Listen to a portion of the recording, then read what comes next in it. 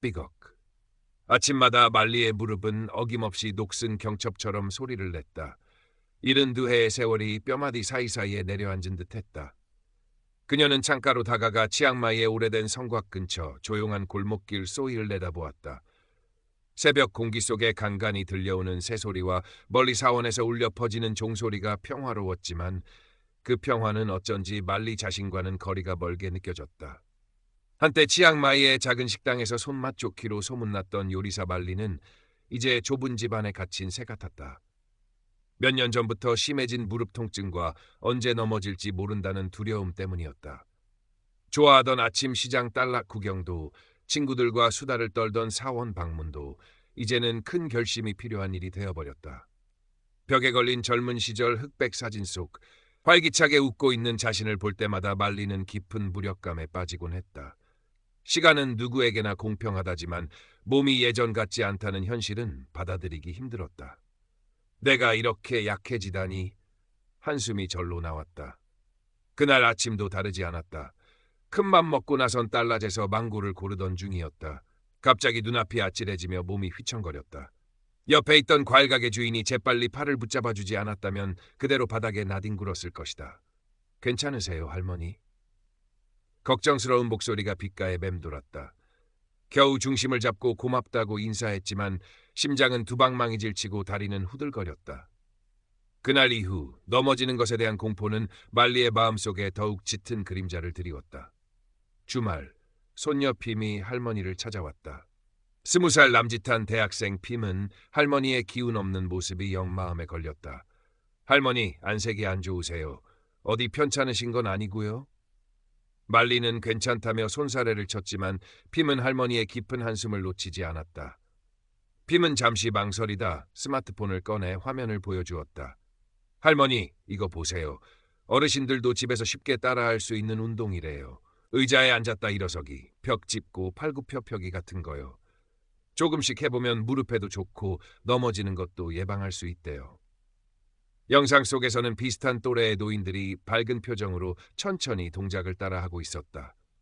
하지만 말리는 고개를 저었다. 예, 그런 건 젊은 사람들이나 하는 거지. 나 같은 늙은이가 뭘 괜히 하다가 다치기나 하면 어쩌려고. 그녀의 목소리에는 체념과 함께 혹시라도 실패할까봐 두려워하는 마음이 섞여 있었다. 핌은 더 이상 강요하지 않고 할머니가 좋아하는 망고 스티키 라이스를 함께 먹으며 다른 이야기를 나누었지만 할머니의 그늘진 얼굴이 마음에서 떠나지 않았다. 며칠 동안 말리는 핌이 보여준 영상을 떠올렸다. 정말 저런 걸 하면 좀 나아질까? 하지만 선뜻 시도할 용기가 나지 않았다. 여전히 무릎은 삐걱거렸고 집안을 오가는 것조차 조심스러웠다. 그러던 어느 날 아침 답답한 마음에 집 근처 오래된 사원 경내를 찾았다. 커다란 보리수나무 아래 그늘진 곳에서 명상이라도 할까 싶어서였다. 그때 나무 아래서 유연하게 몸을 움직이는 익숙한 뒷모습이 눈에 들어왔다. 이웃에 사는 수다 부인이었다. 70 중반의 수다 부인은 말리와 달리 늘 활기가 넘쳤다. 그녀는 마치 물 흐르듯 부드러우면서도 절도 있는 동작으로 몸을 풀고 있었다. 태극권 같기도 하고 요가 같기도 한 느리지만 힘있는 움직임이었다. 나중에 알고 보니 태국 전통 건강체조인 르시다돈의 응용 동작이었다. 땀방울이 송골송골 맺힌 그녀의 평온하고 건강해 보이는 모습에 말리는 자신도 모르게 발걸음을 멈추고 바라보았다. 동작을 마친 수다 부인이 말리를 발견하고 환하게 웃으며 다가왔다. 어머, 말리씨, 오랜만이네요. 아침 산책 나오셨어요? 태국식 합장 인사 와이를 하며 반갑게 인사하는 그녀에게 말리는 멋쩍게 웃으며 고개를 끄덕였다. 네, 그냥 바람 좀 쐬려고요. 잘 오셨어요. 마침 저도 막 운동 끝내고 좀 걸으려던 참이었는데 괜찮으시면 저랑 같이 사원 경내나 한 바퀴 천천히 걸으실래요? 수다 부인의 제안에 말리는 잠시 망설였다. 내가 잘 걸을 수 있을까? 또 휘청거리면 어쩌지? 하지만 따뜻하게 바라보는 수다 부인의 눈빛에 용기를 내어 고개를 끄덕였다. 네, 좋아요. 수다 부인과 나란히 걷기 시작한 첫날 말리는 잔뜩 긴장했다. 걸음은 어색했고 숨도 조금 찼다. 하지만 수다 부인은 말리의 속도에 맞춰 아주 천천히 걸으며 조용히 말을 건넸다. 걸을 때는 허리를 꼿꼿이 펴고 시선은 정면을 보세요. 발바닥 전체로 땅을 누르듯이 걷는 거예요. 너무 빨리 걸으려고 애쓰지 마세요. 중요한 건 꾸준히 하는 거니까. 원본 텍스트에서 본 듯한 내용들이 수다 부인의 경험에서 우러나온 조언으로 살아 움직이는 듯했다. 그녀는 또한 호흡의 중요성을 강조하며 숨을 깊게 들이쉬고 천천히 내쉬면서 걸으면 마음도 편안해진다고 덧붙였다. 그날 이후 말리는 거의 매일 아침 수다 부인과 함께 사원 경내를 걷기 시작했다. 처음 며칠은 여전히 힘들고 무릎도 욱신거렸다. 역시 난 안 되나 봐. 포기하고 싶은 마음이 들 때도 있었다. 하지만 수다 부인은 늘 곁에서 어제보다 훨씬 좋아지셨네요. 무리하지 마세요. 쉬엄쉬엄 해요. 라며 격려해 주었다. 주말마다 찾아오는 핌 역시 할머니의 작은 변화를 놓치지 않고 칭찬을 아끼지 않았다. 할머니, 걸음걸이가 훨씬 가벼워지셨어요. 핌은 할머니와 함께 집 근처 공원을 산책하며 벤치에 앉아 할 수 있는 간단한 다리 스트레칭이나 발목 돌리기 같은 새로운 동작들을 알려주기도 했다. 신기하게도 꾸준히 걷자 몸이 조금씩 반응하기 시작했다. 아침에 일어날 때 무릎 소리가 줄어든 것 같기도 했고 예전보다 덜 피곤하게 느껴졌다. 무엇보다 혼자서는 엄두도 내지 못했던 사원 방문이 즐거운 일상이 되었다는 것이 가장 큰 변화였다. 수다 부인과의 대화는 외로움을 덜어주었고 함께 걷는다는 사실 자체가 큰 힘이 되었다. 걷기에 조금 익숙해지자 수다 부인은 르시다돈의 아주 간단한 동작 몇 가지와 균형 잡기 연습을 제안했다. 벽을 짚고 한 발로 서서 버티는 연습이었다. 처음에는 5초를 버티기도 힘들었다. 몸이 기우뚱거리고 금방이라도 넘어질 것 같아 겁이 났다. 어휴, 난 도저히 못하겠어요. 말리가 주저앉듯 말하자 수다 부인이 부드럽게 말했다. 괜찮아요, 말리 씨. 처음엔 다 그래요. 넘어질 것 같으면 바로 발을 내리면 돼요. 중요한 건 포기하지 않고 매일 조금씩이라도 해보는 거예요. 그녀는 말리가 벽을 짚고 다시 시도하도록 격려하며 시선은 한 곳에 고정하고 배에 살짝 힘을 주는 요령을 알려주었다. 넘어질 뻔한 아찔한 순간도 있었고 마음처럼 되지 않아 속상한 날도 많았다. 치앙마이의 후텁지근한 날씨는 금방 지치게 만들었고 어떤 날은 평소보다 무릎 통증이 심하게 느껴져 오늘은 쉬어야 하나 갈등하기도 했다. 하지만 그럴 때마다 말리는 수다 부인의 꾸준한 모습과 핌의 응원, 그리고 무엇보다 스스로 느끼는 미세한 변화들을 떠올렸다. 예전에는 허리를 숙여 바닥에 물건을 줍는 것이 큰일이었는데 이제는 조금 수월해진 것을 느꼈다. 집안의 낮은 계단을 오르내리는 것도 덜 힘들었다. 이런 작은 성공들이 쌓여 다시 운동화 끈을 묶게 하는 힘이 되었다.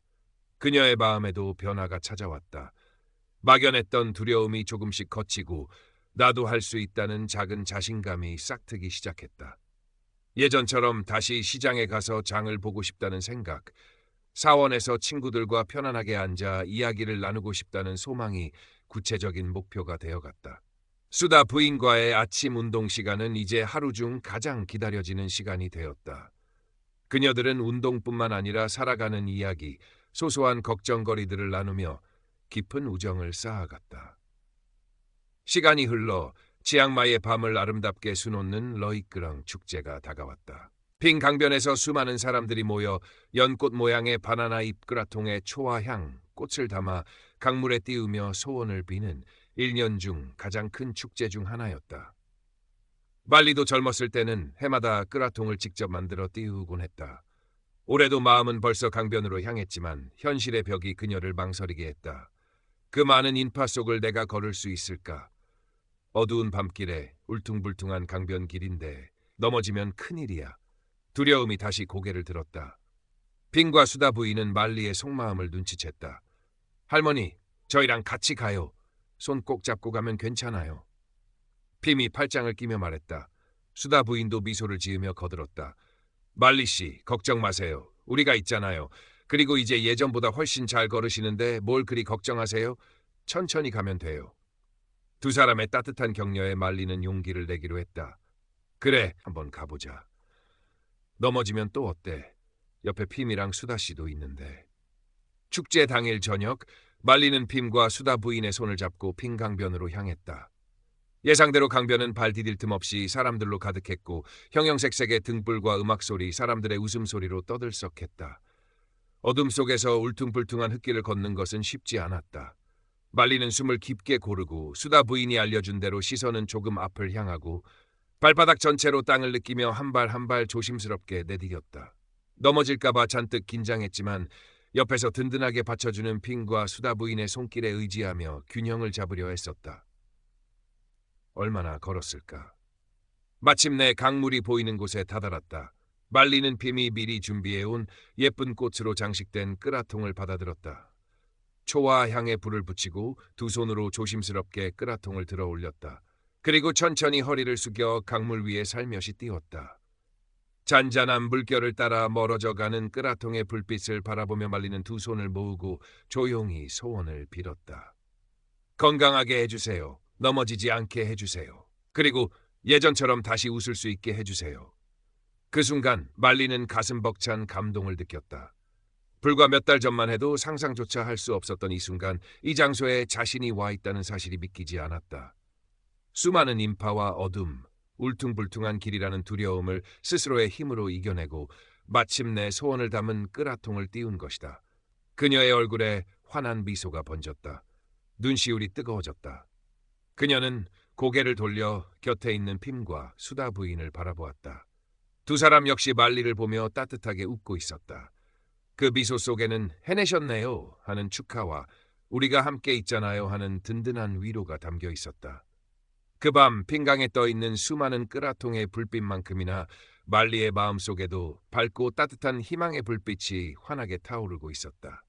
러이 끄라통 축제의 밤 이후 말리는 눈에 띄게 달라졌다. 얼굴에는 생기가 돌았고 걸음걸이에는 자신감이 붙었다. 더 이상 외출을 두려워하지 않았다. 혼자서 씩씩하게 시장에 가서 장을 보고 사원에 들러 오랜 친구들과 만나 즐겁게 담소를 나누었다. 사람들은 활기차진 말리의 모습에 놀라워하며 반겼다. 말리 씨, 요즘 얼굴이 정말 좋아 보이네요. 무슨 좋은 일 있어요? 말리는 그저 웃으며 매일 아침 운동을 좀 하거든요 라고 대답할 뿐이었다. 매일 아침 수다 부인과 함께 사원 경내를 걷고 나무 그늘 아래서 르시돈 동작을 따라하는 것은 이제 그녀의 소중한 일과가 되었다. 때로는 여전히 무릎이 쑤시고 몸이 무겁게 느껴지는 날도 있었지만 예전처럼 좌절하거나 포기하지 않았다. 괜찮아. 오늘은 좀 쉬엄쉬엄하지 뭐. 내일 다시 하면 되지. 그녀는 자신의 몸 상태를 받아들이고 조절하는 법을 배웠다. 운동은 더 이상 두려움의 대상이 아니라 자신의 몸을 돌보고 활력을 유지하는 즐거운 습관이 되었다. 말리는 여전히 72살의 노인이었다. 시간의 흐름을 거스를 수는 없었다. 하지만 안전하고 꾸준한 운동, 그리고 핀과 수다 부인의 따뜻한 지지를 통해 얻은 것은 단순히 신체적인 건강만이 아니었다. 그것은 나도 아직 할 수 있다는 자신감이었고 내 삶은 여전히 의미 있다는 긍정적인 마음이었으며 세상과 다시 연결될 수 있다는 희망이었다. 어느 맑은 아침, 말리는 자신의 작은 정원에서 평화롭게 스트레칭을 하고 있었다. 치앙마이의 부드러운 아침 햇살이 그녀의 얼굴 위로 잔잔히 내려앉았다. 천천히 팔을 뻗고 허리를 늘리는 그녀의 움직임은 이제 제법 유연하고 자연스러웠다. 멀리서 들려오는 사원의 종소리를 배경 삼아 깊고 편안한 호흡을 이어갔다. 그녀의 입가에는 잔잔한 미소가 걸려 있었다. 꾸준한 작은 실천들이 모여 만들어낸 노년의 삶을 더욱 풍요롭게 만드는 희망의 미소였다. 그녀 앞에는 여전히 많은 날들이 남아 있었고 이제 그녀는 그 시간들을 두려움 없이 활기차게 맞이할 준비가 되어 있었다.